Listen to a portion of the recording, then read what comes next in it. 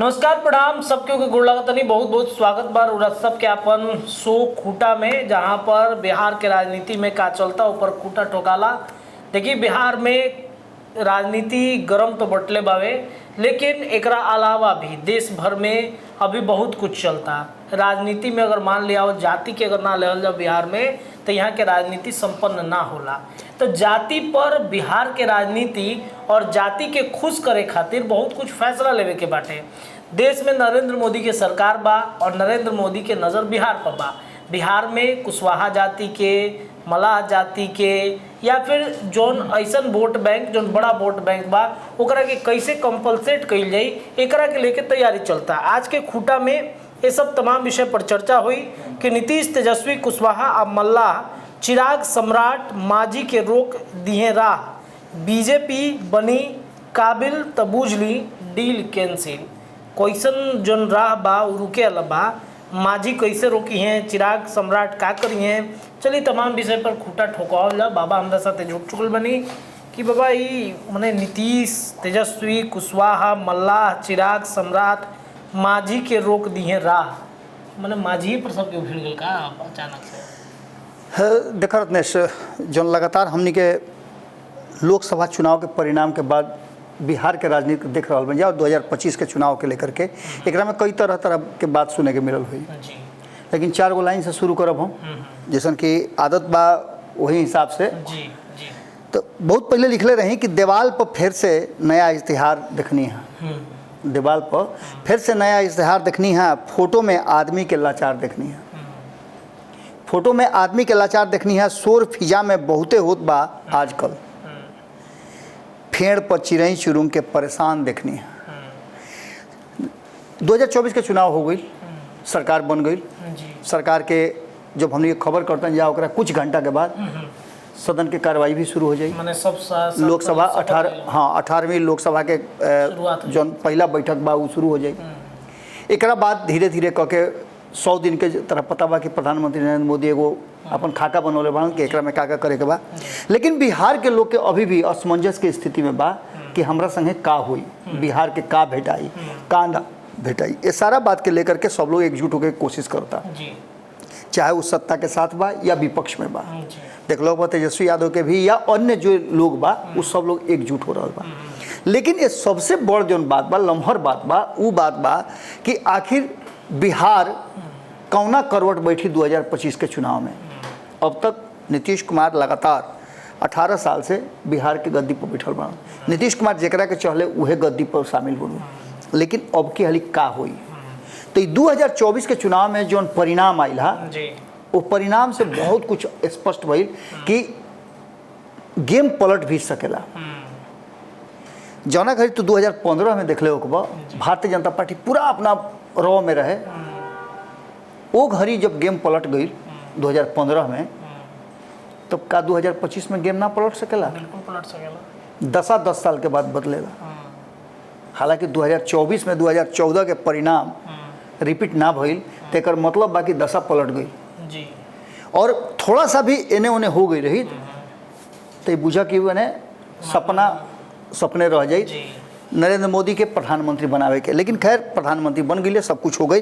अब जो स्थिति बा में नीतीश कुमार, तेजस्वी, कुशवाहा और मल्लाह, अगर आंकड़ा के हिसाब से तू देखा, अगर चारों एक पटरी पर आ जाता रहे तो बहुत कमज़ोर हो जाता है एनडीए। जैसे नीतीश कुमार के हटला के बाद महागठबंधन कमज़ोर हो गई रहे 2024 के चुनाव में, वैसे ही वो कमज़ोर हो जाता। एक खातिर तरह आंकड़ा समझे के पड़ी। नीतीश कुमार के कांस्टेंट 16%, हम ही नहीं कहते कि 17%, 18% आइल बा। हम नीतीश कुमार के 16% वोट करते हैं, जेकर चर्चा हम बहुत लंबा समय से करता रहा बानी कि 2014 के चुनाव से पहले भी तू देख लो तो 16% से कम नीतीश कुमार के वोट कभी नहीं के बोल। तो नीतीश के 16% और हम नहीं कि 30% कहत, हम 22 से 23% कहते हैं जो तेजस्वी यादव के 2024 में लेके अइले। ये दोनों वोट के एक जगह खड़ा कर दो। एक बाद कुशवाहा के वोट खड़ा करब, 7% के आसपास कुशवाहा कहले कि हमारे वोट बा, ओकरा में 50% 3.5% जोड़ दो। अगर इन्हें जोड़ देता रहा तो 16, 23 और प्लस 3.5%। एकरा अलावे मलाह के 10% उनकर वोट कहेला लोग, हालांकि वो तो और ज़्यादा कहेले, लेकिन 10% मान के चला। एकरा में से अगर 5% वोट भी ट्रांसफ़र हो जाता तो ऐसा स्थिति में ये वोट 45% के आसपास हो जाता, 45 से 50% के बीच में। अब 45 से 50% के बीच में जरा वोट आ जाई, हार जीत के आंकड़ा तो देखते बड़ा 1%, आधा प्रतिशत के लगभग हो रहा बा। तो ऐसा स्थिति में कहीं ना कहीं जो लोग एनडीए के साथ बा, जैसे चिराग पासवान, भाजपा और मांझी, ये लोग के का स्थिति हुई, ये बात कहे के जरूरत नहीं के। खुद 2015 के रिजल्ट तू देख लेबो तो तोरा अंदाजा हो जाई कि कतनो चिचियात रह गई लोग, लेकिन सरकार ना बनल। सरकार कहाँ बनल? जहाँ नीतीश कुमार रहन। तेजस्वी यादव ये पूरे चुनाव में नीतीश कुमार के एक बार भी ऐसा कोनो बात नहीं कहले जना से उनका दुख लागे, तकलीफ होके। हालांकि नीतीश कुमार खूब बोल रहे, तो हमने के भोजपुरी में बड़ा बढ़िया कहावत पढ़ू है कि छोट के दुलार अब बड़ के सम्मान। कहीं ना कहीं नीतीश कुमार जब जब आयल बड़े तेजस्वी यादव के साथ तो खूब दुलार कैले बड़े, दूर रह करके भले जितना हो जाए, जितना खिसियाले, कभी कभी ना खिसपित में होला कि हम बने चल रही प्रधानमंत्री बने, हमरा के बने ना दिलन सो, तो खिसिया के मने कुछ अपन कह दिले कि परिवारवादी हवन सो। लेकिन नीतीश कुमार के परिवारवादी वाला जो बयान रहे, वो बयान से तेजस्वी यादव अपने के बिल्कुल अलग कैले। एक चर्चा हमने के खूब कैले रही, तरह याद हुई कि 4 गो उनकर जीत के गइल बनन तो संसदीय दल के नेता के हुई, सब कोई के बात के भरोसा रहे कि मीसा भारती हुई हैं, लेकिन भारत लाइव अकेला ऐसा चैनल बा जो बात कहले रहे कि एकरा में कुशवाहा कार्ड जैसे खेलता होता है, वैसे कुशवाहा कार्ड खेल सकेले। हालांकि हमनियों के बात के संदेह रहे मन में कि नया आदमी पहला बार अइले पार्टी में, पहला बार चुनाव लड़ले, पहला बार जीत के अइले और पहला बार उनका के नेता प्रतिपक्ष जौन उनका अंदर अभय कुशवाहा के हम बहुत समय के बाद उनका के बहुत समय से देख रहा बनी हम, लेकिन बहुत समय के बाद अभय कुशवाहा के चेहरा पर उतना ज़्यादा खुशी और गंभीरता हम देखनी जब एयरपोर्ट पर वो बयान देते रहो। तो ये पूरा के पूरा कहानी इशारा कर रहा बा कि लोकसभा में सबसे पहले तो नीतीश कुमार पर देख बा कि अंकुश डालल जा रहा बा। जौन जौन मामला लगातार अटक रहा बा, आरक्षण के मामला नीतीश कुमार और तेजस्वी यादव साथे मिल के कैले रहे लोग, और ये ऐसा मामला बा जौन में भारतीय जनता पार्टी भी कुछ बोल ना, चुप्पी साध ली, लेकिन एक विरोध ना कर सकेले। आरक्षण वाला मामला केहू छुअल ना चाहे। दूसर का चीज़ कि आरक्षण के अलावे अब नीतीश कुमार के वजह हिस्सेदारी का बा, वो हिस्सेदारी से नीतीश कुमार लेके का बिहार में आवत रहे। तो सबसे पहला बिहार के विशेष राज्य के दर्जा बिल्कुल एकरा खातिर पूरा विपक्ष एक साथ बा, जहाँ आरक्षण खातिर बा वो ए विषय पर भी बा। एकरा अलावे जो सबसे ज़्यादा मुश्किल वाला विषय बा जना के कानून में परिवर्तन करे के पड़ी, वो बा अग्निवीर। अग्निवीर वाला मुद्दा पर सब लोग एक साथ बा। एकरा अलावे और कई गो ऐसा मुद्दा बा जो बिहार के क्षेत्रीय मुद्दा बा, ओकरा के लेकर के नीतीश कुमार, तेजस्वी यादव, कुशवाहा, जौन की अगर कुशवाहा के साथ जो अंतिम जो लाइन बा, वो लाइन ये कहता कि अगर बीजेपी बनी काबिल, यानी बीजेपी काबिल बने के मतलब बा कि अगर भारतीय जनता पार्टी, जैसे कि तू गई रहा काल है कुशवाहा के समीक्षा बैठक चलत रहे, वो बैठक से बहुत कुछ निकल के ना आए, लेकिन उपेंद्र कुशवाहा अभी भी वेट एंड वॉच के स्थिति में। हालांकि जेपी नड्डा से मुलाकात के बाद वो पटना आ रहे, हो सकेला कि उनका जेपी नड्डा के साथ डील पर फाइनल हो गई लोग है, ये भी बात कहल जा सकला। कारण कि ओकरा बाद देख होगा कि पशुपति कुमार पारस भी गई रहे हैं, वो जाकर जेपी नड्डा से मिल रहे हैं। और कहीं ना कहीं जो हमने के लगातार बात कहते जा कि बहुत सारा ऐसा सेक्टर बा जहाँ ये लोग के सेट करे के कोशिश कई जा रहा बा। अगर एकरा में कहीं भी अगर पिछड़ गई भारतीय जनता पार्टी या एकरा में अपन काबिलियत दिखावे लगल, जैसे दिखौले रहे कि मोदी हैं तो मुमकिन है, मोदी के नाम पर सब कुछ हुई, ये सारा चीज़ कहीं ना कहीं मामला में फंसत नजर आ रहा बा। और ये चीज़ के अगर तू बढ़िया से देखो तो डील जौन बा वो अगर ये लोग के मन मर्जी ना हुई तो कैंसिल भी हो सकेला। जैसे राज्यसभा जाए वाला बात या उपेंद्र कुशवाहा के विशेष सम्मान देवे वाला बात अगर नहीं के हो तो ये समझ लो कि उपेंद्र कुशवाहा फैसला लेवे खातिर स्वतंत्र बारे। दूसरा तरफ भले ही पशुपति कुमार पारस बहुत ज़्यादा कुछ ना करस, लेकिन त्याग तो कैले है ना। वो पूरे चुनाव में कहाँ एनडीए के खिलाफ प्रचार कैले है, उनका तो मौका मिल सकत रहा।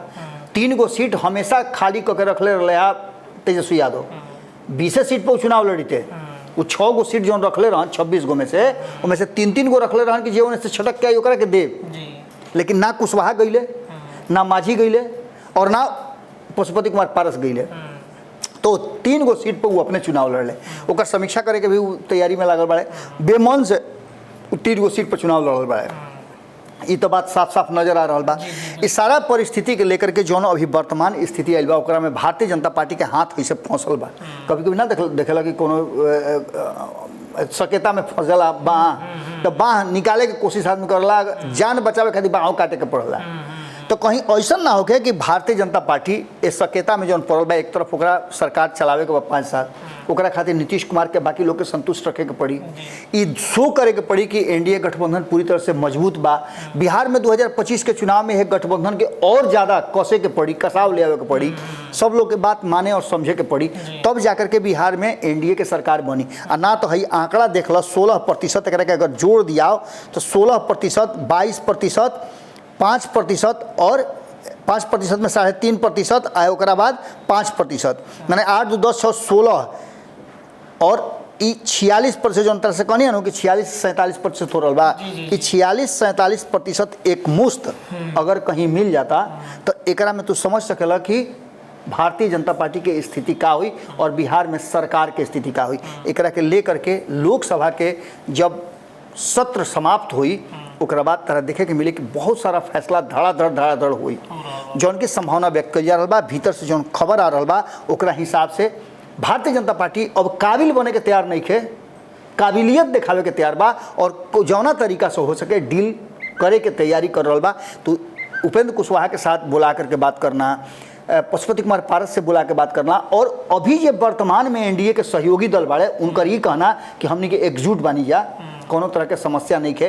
ये बात के तरफ इशारा कर रहा बा कि ये लोग के समझ में आ गई बा कि अगर हमनी के जरा सा भी बिखर नहीं जा तो तेजस्वी यादव वो रास्ता पर आ गई बाड़े जहाँ से वो हमनी के मात भी दे सकले। कारण कि टक्कर तो जबरदस्त भइल, वोट शेयर भी ज़्यादा उ लेके अइले, सीट भले कम आइल, लेकिन एक बात के एहसास जरूर करा दिले नीतीश कुमार और नरेंद्र मोदी के, चिराग पासवान के, जीतन राम मांझी के इतना बड़ा औरा होते हुए भी तेजस्वी यादव अपना बदौलत जिता करके 9 गो सीट लेके आए बड़े महागठबंधन के। एकरा में केहू अगर कहता कि हमार उमें हिस्सेदारी बा तो शायद गलत कहता।